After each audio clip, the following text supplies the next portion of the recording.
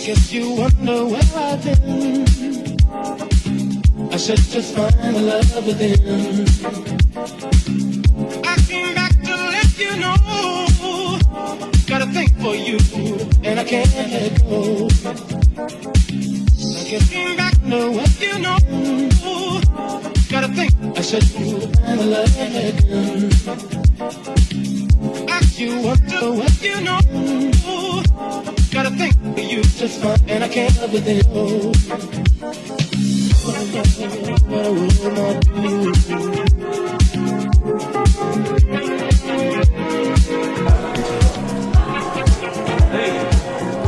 Hi everyone, this is Janko. Welcome back to the channel. This is part 2 of Shinsung University and Kaiyo High School's training camp. If you haven't watched part 1 yet, make sure you guys check it out. I'll also link the video in the description. On this day, they were doing some push presses during the morning training session. This took place a day after the Japanese team arrived in Korea. Before they started doing some push presses, these guys ran 5 laps of 400 meters, a pretty rough warm-up for weightlifters. Usually weightlifters are not that great at doing cardio. So on this day, they're starting off with 10 sets of 4 on the push press. That's a lot of freaking sets. So this is Kawasaki Nanasa. As I mentioned in my previous video, she's a silver medalist from last year's Junior World Championships. She's a 55 kilo lifter. She usually weighs around 53-52 kilos. Now you're looking at Tomari Kotaro. He's a 55 kilo lifter. 저도 진짜 하고 싶거든요. 근데 속상해요. 어제 오른쪽 다치지 않았어? 양쪽 다. 아니, 양쪽 다? 하는데 운동 자고 나니까 여기가 더. So that was Cha Byung-jun. He is a 96 kilo lifter. He has medaled at Asian Junior Championships in the past. He's the type of lifter that's very strong at accessories, so I bet he would have push pressed some impressive weight if he wasn't injured on this day. And because we don't have Byung-jun pushing Rakue today, Rakue is taking it pretty easy with those 80 kilos. Again, this is Kotaro push pressing 70 kilos. He has a bad habit of pushing his hips forward during the dip and drive. Ideally, you want your pelvis moving straight down and up during the dip and drive. So this girl definitely does a better job when it comes to the dip and drive.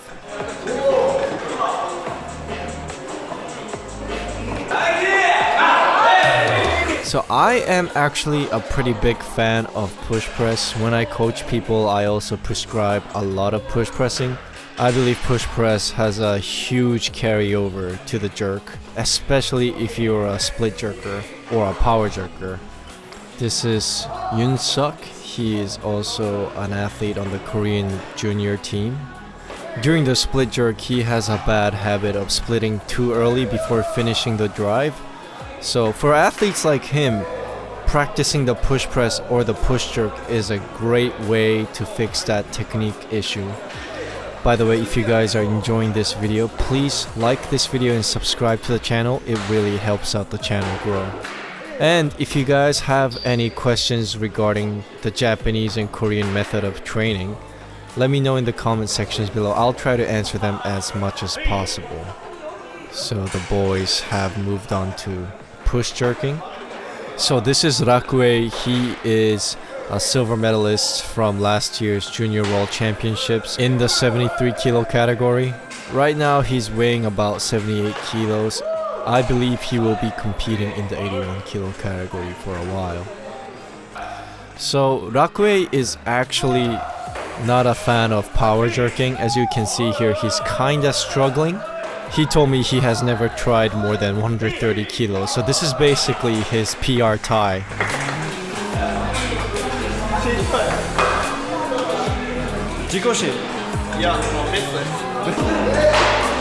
So the reason why Rakue is not very good at push jerks, as a matter of fact, he's not very good at push pressing either. This is because he has a bad habit of going under the bar too early instead of driving that bar, elevating it as much as possible. You'll also see this when he goes for heavy clean and jerks. He tends to go really deep in that split. So Rakue is a type of athlete that will benefit a ton from push pressing and power jerking. Both the push press and power jerk forces you to drive that bar really high. If you're push jerking as an accessory to squat jerking, I don't think you have to drive the bar too high. But if you're a split jerker, you should really focus on driving that bar as high as possible as the weight gets heavy. Here, Nanasa is doing a great job of driving that bar high. She doesn't cut that drive short at all. So here's Rakue going for 130 again.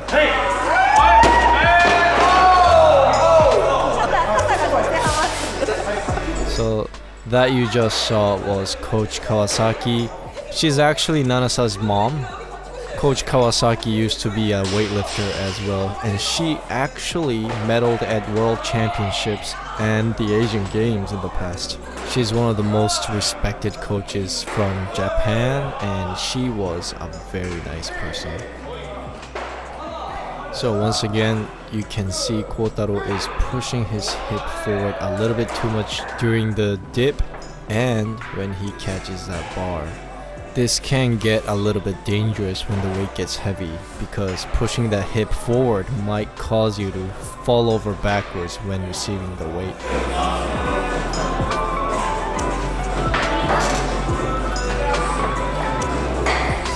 So Rakue here has moved the weight down to 110 kilos. Rakue has a huge squat, so I'm sure he'll be able to push jerk a ton of weight once he actually works on it.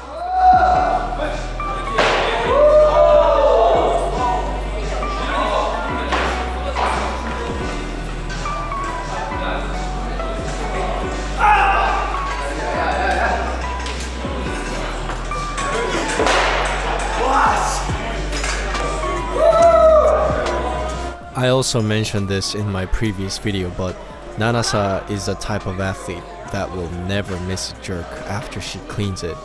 I firmly believe that she can rack jerk a lot more weight than she can clean, but she's never tried to max out on her rack jerks.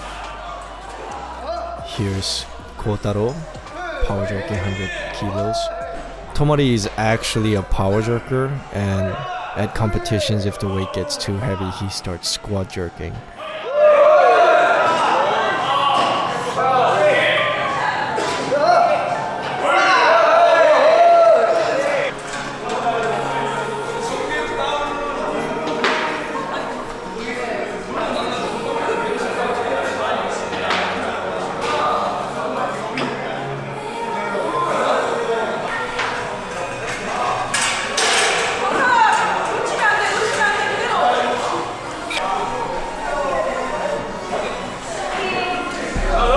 Here you'll notice Rakue is struggling to rack that bar properly on his shoulders.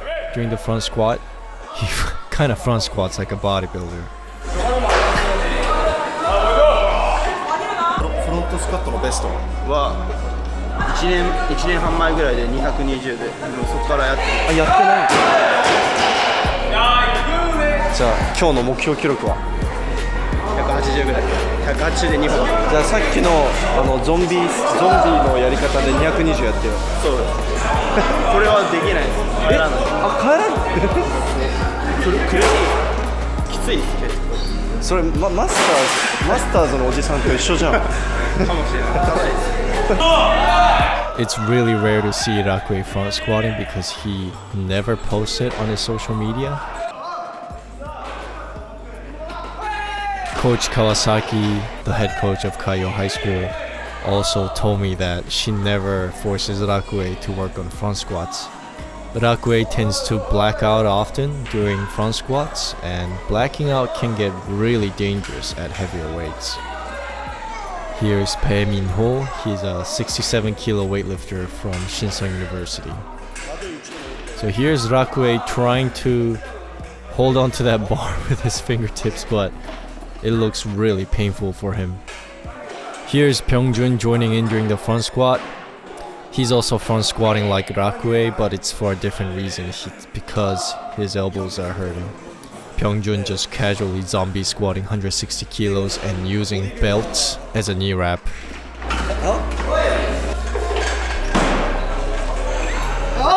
Here's 140 kilos for Kotaro. This is definitely not an easy weight for a 55 kilo lifter, but Kotaro just makes it look super easy. Barely an inconvenience.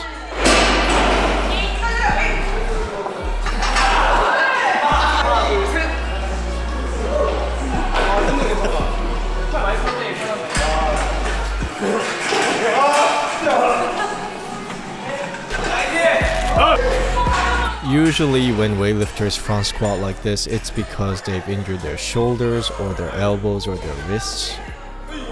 Rakue claims that his shoulder muscles are just too tight and stiff to front squat properly, but I don't think that's the actual issue. I think the real problem is that his back muscles are a little bit weak compared to his legs, so front squatting with your arms crossed over the bar allows you to stay more upright in the bottom position.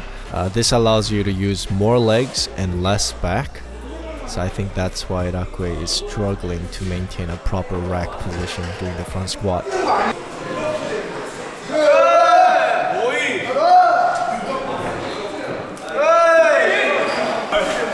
So the weight is starting to get pretty heavy, and you can see Coach Kawasaki standing by in the back just to make sure Rakue doesn't pass out during front squats.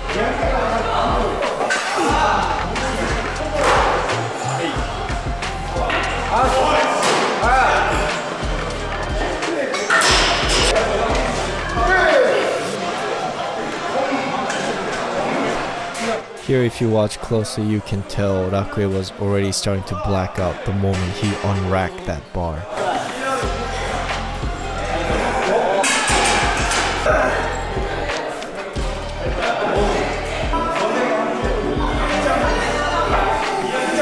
So this is 105 kilo front squat for Nanasa.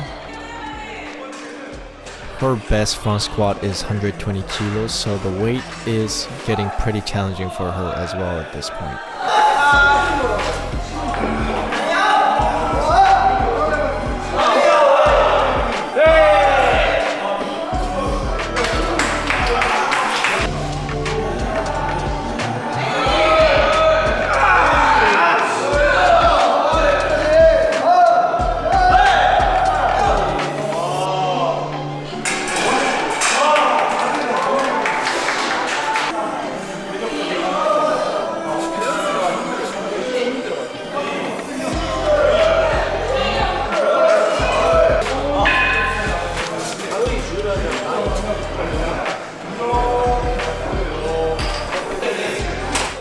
So this is 110 kilos, 2 times Nanasa's body weight. It's already approaching PR territories here. I don't want to sound too mean here, but I thought Nanasa will be the type of lifter that will struggle during the front squat because she struggles to stand up her cleans. But I was wrong. She has a very good front squat. I believe this 113 kilos was also a 2-rep max PR for her. And here is 116 kilos.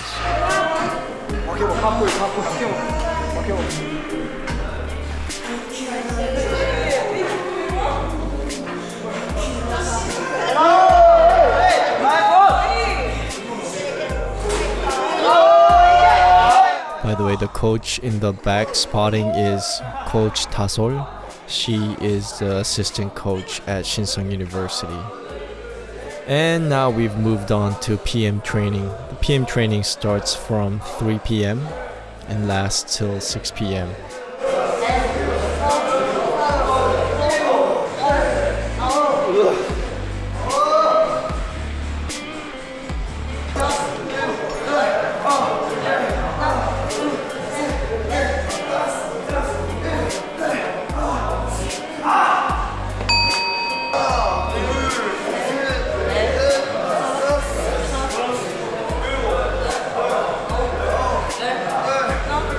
I'm sure many of you guys know this already, but ab training, core training in general is essential when it comes to injury risk reduction.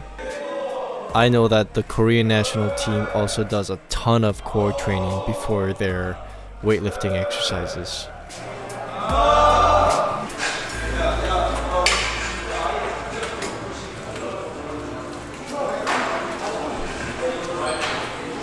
So this is the program for the day. It's a brutal workout as always. ハングのベスト何？まあ何でもいいよ。大丈夫です。140。140？ハイで？はい。ハイスナッチ。はいは110。あれ？こうハイ系が苦手な感じ。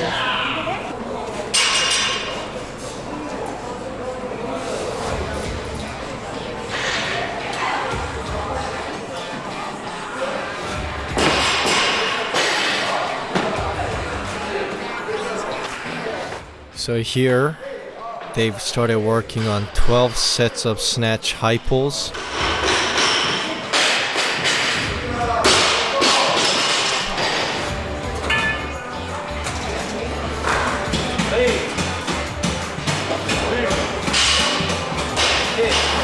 The Japanese athletes are not very accustomed to this type of high pull.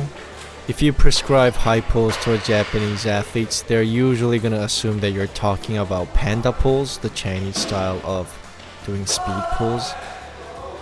I think this is a great exercise for athletes that tends to cut their pulls short during the snatch and the clean. Obviously, you don't need to pull the bar this high when you're actually snatching a heavy weight, but it does teach you to keep extending even after you're done with the second pull and elevate that bar as high as possible. It also allows you to maintain those high elbows.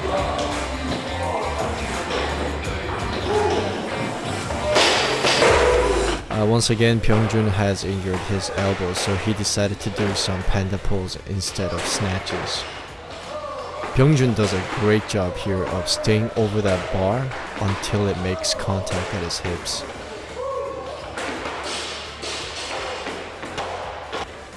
So the exercise after the pulls is power snatch with a pause below the knee and then a bunch of low hang power snatches.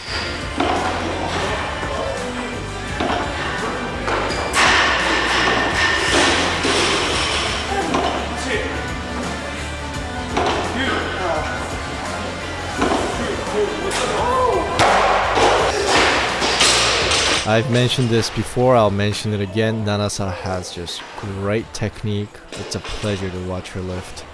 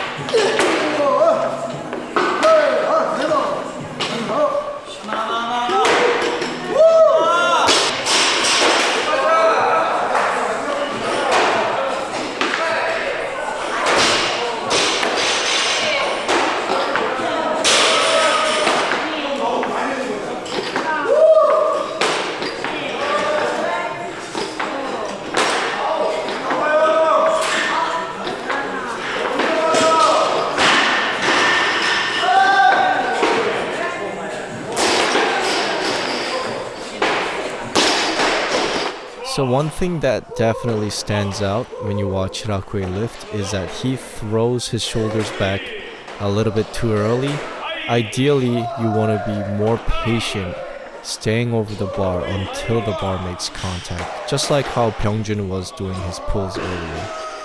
And now they've moved on to clean pulls. Originally, the program had a bunch of clean complexes at the end. However, the coach decided to remove this from the program and call it a day after clean pulls. The moment he erased clean complex from the menu, the athletes started going pretty crazy with the weight. Here's a female super heavyweight athlete making 135 kilos look like a snack. Here she also does a great job of staying over the bar, being patient till the end.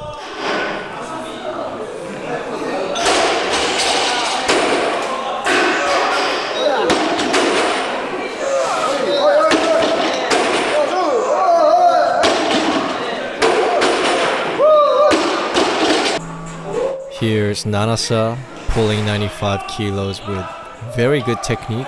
A lot of people assume Nanasa is very tall, but she's actually not. She is a little under 160 centimeters. She's like 5 feet 2, but she actually looks a lot taller in video because she has really long arms and legs.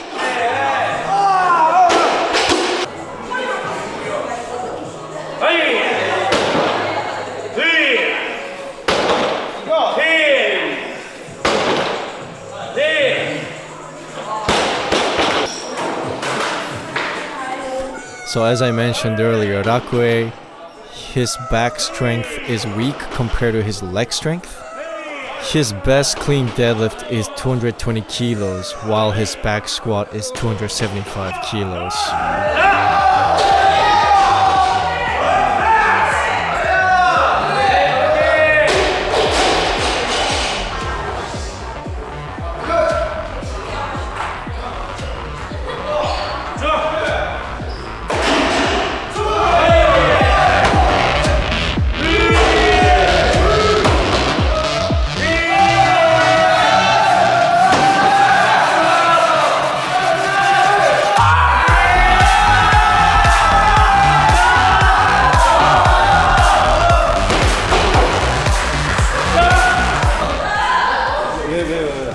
아니 250을 4개를 치는데 200을 못 한다고? 와.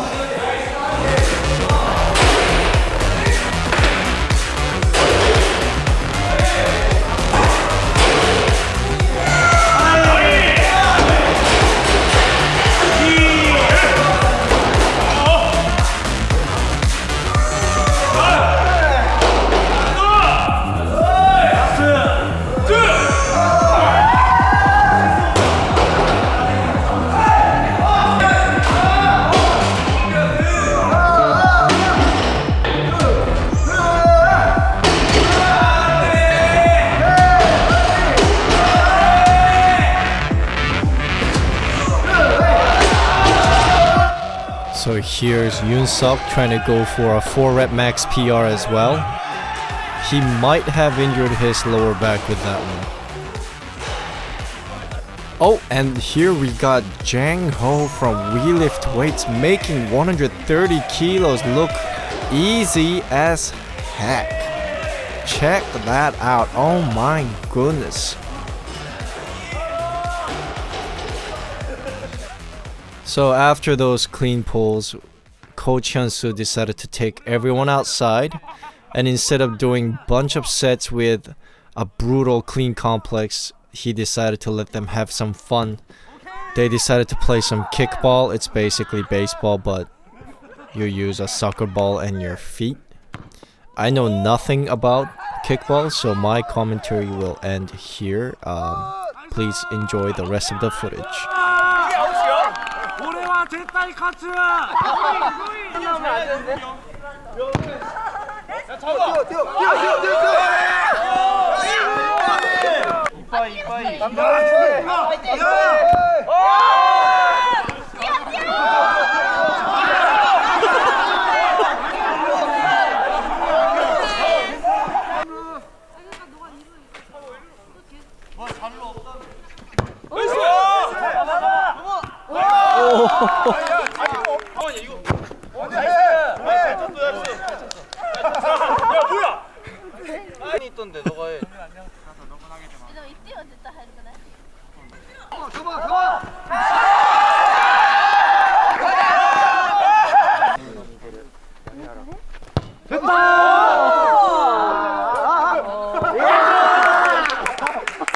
민호야, 잘 좀 해봐.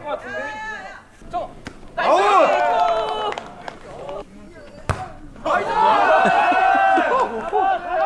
아웃! 오, 와, 대박.